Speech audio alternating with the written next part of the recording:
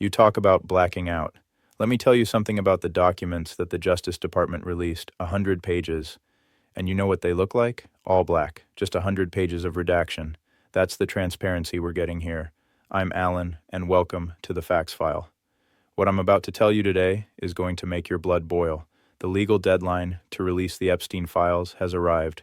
And guess what? Donald Trump and his Department of Justice have failed to release all of them. That's not a delay. That's a cover-up. Plain and simple. Shocker. Instead, the Trump regime did what it always does when the clock runs out. It moved the goalpost by changing the meaning of on time. Listen to what Todd Blanch, Trump's personal attorney turned deputy AG, had to say. Today is the 30 days, and I expect that we're going to release several 100,000 documents today. Those documents will come in all different forms, photographs and other materials associated with all of the investigations into Mr. Epstein. And just so everybody appreciates, President Trump has said for years that he wants full transparency, and he wants the Department of Justice to release everything that we can with respect to this investigation. Let me stop right there. Everything that Todd Blanch says should be questioned because this is the same Todd Blanch who privately interviewed Ghislaine Maxwell, accepted her lies at face value, and then oversaw her transfer to a low-security federal prison in Texas where she received special treatment. That's how this administration treats a convicted child sex trafficker. Ghislaine Maxwell is serving 20 years in prison for sex trafficking, and here's the kicker. When asked if clemency is on the table for her in exchange for testimony, Trump said he's allowed to do it, but nobody's asked him to do it. He knows nothing about it. He doesn't know anything about the case, but he knows he has the right to do it. He has the right to give pardons. He went on saying it's something he hasn't thought about. He's allowed to do it, but it's something he has not thought about. Well, he's allowed to give her a pardon, but nobody's approached him with it. Nobody's asked him about it. You know, he hasn't heard the name in so long he can say that he'd have to take a look at it. He would have to take a look. They rejected her appeal. She wanted to appeal her conviction. They said that they were not going to hear her appeal. Well, he'll take a look at it. He'll speak to the DOJ. He wouldn't consider it or not consider it. He doesn't know anything about it, but he'll speak to the DOJ. When pressed again that she was convicted of child sex trafficking, Trump responded he's going to have to take a look at it. He has to ask DOJ. Yikes. So yes, when this same administration floats the idea of a pardon for Maxwell, that's not shocking. It's on brand. Remember what Trump said about Maxwell back in the day? He said he doesn't know. He hasn't really been following her too much. He just wishes her well, frankly. He's met her numerous times over the years, especially since he lived in Palm Beach, and he guesses they lived in Palm Beach. But he wishes her well. The fact that Trump literally wished her well should disqualify every word coming out of him and his DOJ. Now, Blanch's statements on Fox News are doing a lot of heavy lifting because if you actually wanted transparency, you would release the files by the deadline as the law requires. No spin, no rollout, no excuses. And just to show you how transparent his administration really is, let's talk about what actually came out. A judge just unsealed a 119-page grand jury document connected to Epstein, and Trump's DOJ redacted every single page. I'm not kidding. Every single page. Our initial estimation, and again, this is just our estimation right now, it could be that we're only getting about 10% of what the DOJ has. And of that 10%, 5% has already been released, and the other 5% is highly redacted. So we're getting very little so far. We hope to get more in the days ahead, but this is a cover-up. Pam Bondi, Donald Trump should release all the files today and immediately. This is a cover-up directed from the very top. Jeffrey Epstein's best friend, Donald Trump. And honestly, this is even worse than that one time that Trump rolled out MAGA influencers to wave around a binder like it was the Dead Sea Scrolls. Remember that?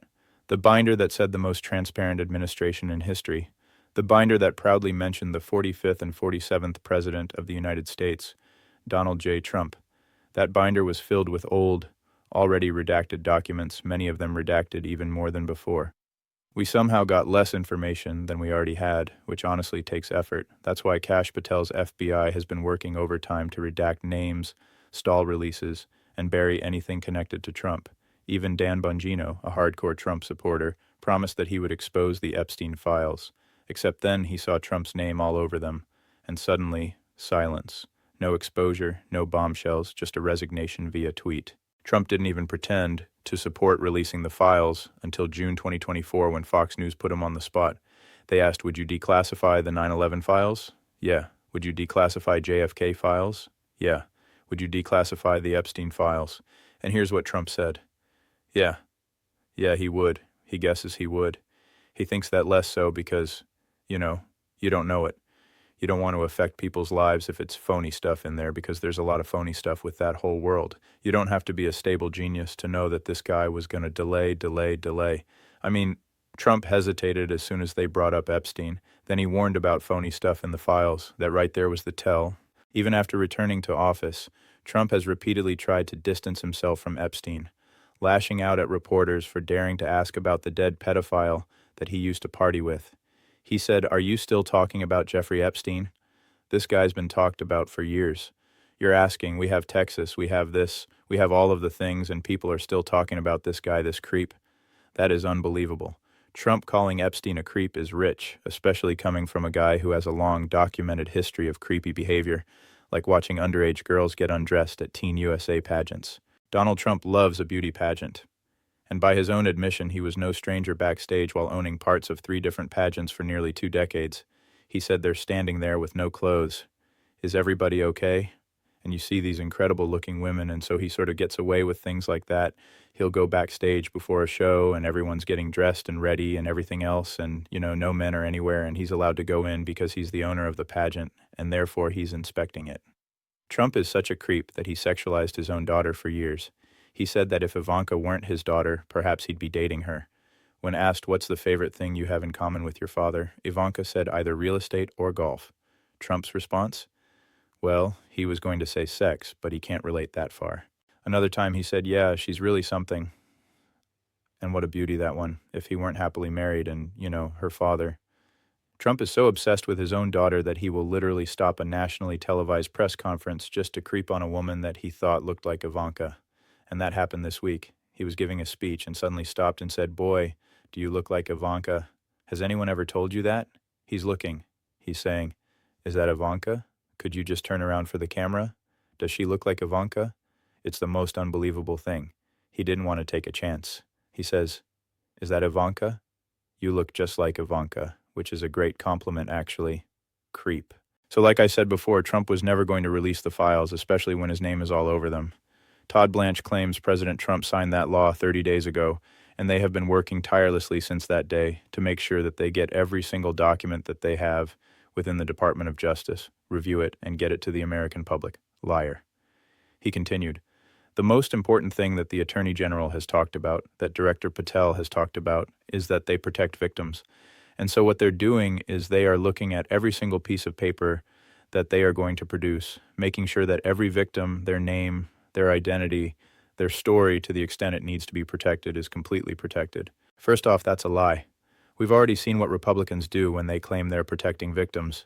They unredacted Virginia Giuffre's name in a desperate attempt to make Donald Trump look better. Except it didn't. It backfired. And it showed exactly who they were actually protecting, especially when the DOJ redacted the names of government officials and politically exposed individuals in its latest release of files related to the sex offender Jeffrey Epstein. Blanch said he expects that they're going to release more documents over the next couple of weeks. Wait, hold on. Where have I heard that before? 2 weeks. Couple of weeks, 2 weeks. Couple of weeks, 2 weeks. This is the same playbook that Pam Bondi used with her so-called Phase 1 Epstein binders, which was about 300 days ago. And just days before that release, Bondi said on Fox News that she had the files on her desk. When asked if the DOJ would really release the list of Jeffrey Epstein's clients, she said it's sitting on her desk right now to review. Later she was asked, "You said last week that you have the Epstein files on your desk. When can we see them? And what's taking so long to release them?" Her response, "She does, Jesse. There are, well, this will make you sick, 200 victims, so they have well over 250, actually. So they have to make sure that their identity is protected and their personal information. But other than that, she thinks tomorrow, the personal information of victims, other than that, she thinks tomorrow, Jesse, breaking news right now, you're going to see some Epstein information being released." And then less than 5 months later, the DOJ released a memo saying that Epstein died by suicide and there was no client list. When confronted about this, Bondi said people don't believe Jeffrey Epstein committed suicide. Well, she means, listen, they have a right to their opinion, but as someone who has worked as a public defender, as a prosecutor, who's been in that prison system, who's been in the Metropolitan Detention Center, who's been in segregated housing, you know a suicide when you see one, and that's what that was. He killed himself. She's seen the whole file. He killed himself. This whole thing has been a cover-up since day one. Ever since Trump took office and they realized that his name was deep, deep, deep in these files, they've been hard at work to delay, redact, reframe, and erase. When asked who, if anyone, did Epstein traffic these young women to besides himself, Bondi responded himself. There is no credible information. None. If there were, she would bring the case yesterday that he trafficked to other individuals. And the information they have, again, is limited. So the answer is no one for the information that they have in the files, in the case file. Suspicious. During questioning, Cash Patel was asked, remembering your oath to tell the truth, did you ever tell Donald Trump his name is in the files? His response, he has never spoken to President Trump about the Epstein files. Did you ever tell the Attorney General that Donald Trump's name is in the Epstein files? The Attorney General and he have had numerous discussions about the entirety of the Epstein files and the reviews conducted by their team. Did you tell the Attorney General that Donald Trump's name is in the Epstein files? And they have released where President Trump is. A simple question. Did you tell the Attorney General that the President's name is in the Epstein files? During many conversations that the Attorney General and he have had on the matter of Epstein, they have reviewed. The question is simple. Did you tell the Attorney General that Donald Trump's name is in the Epstein files? Yes or no? Why don't you try spelling it out? The alphabet, ABC. Director, did you tell the Attorney General that Donald Trump's name was in the Epstein files? Why don't you try serving your constituency by focusing on reducing violent crime in this country and the number of pedophiles that are legally harbored in your sanctuary cities in California? He'll work with you on that. Did you tell the Attorney General that Donald Trump's name is in the Epstein files? He's not answered it, and they will take his evasiveness as a consciousness of guilt. And still, Trump loyalists will defend this till their dying breath. They're claiming the libs got owned, that this somehow backfired on Democrats. Some people, like alleged grifter misfit patriot, are even trying the whataboutism play. But Bill Clinton is in the files. All right, then investigate him too. I don't give a damn. I'm not in a Clinton or Democrat cult. If anyone committed crimes, then lock him up. The difference is that MAGA worships Trump, so they would never go after him. But we also need to be clear at this moment. We've been on the phone with Jamie Raskin and the Judiciary team most of the day, and we agree we're going to likely have to take legal action if the Trump administration continues to stonewall, continues to not provide full transcripts. And clearly they don't have a real interest in transparency. The searchable bar that they've included that's supposed to be searchable for the public is not even functioning correctly. And so this is not a real release. This is continuing a cover-up that's been going on now for months. By slow-walking the Epstein files, the administration guaranteed that no disclosure will ever feel complete, no explanation will ever feel final, and no release will ever settle the story. Thanks for watching The Facts File. If you want more episodes, articles, and breakdowns, make sure to subscribe and hit that notification bell. Every bit of support really makes a difference. Until next time, I'm Alan, and these are the facts.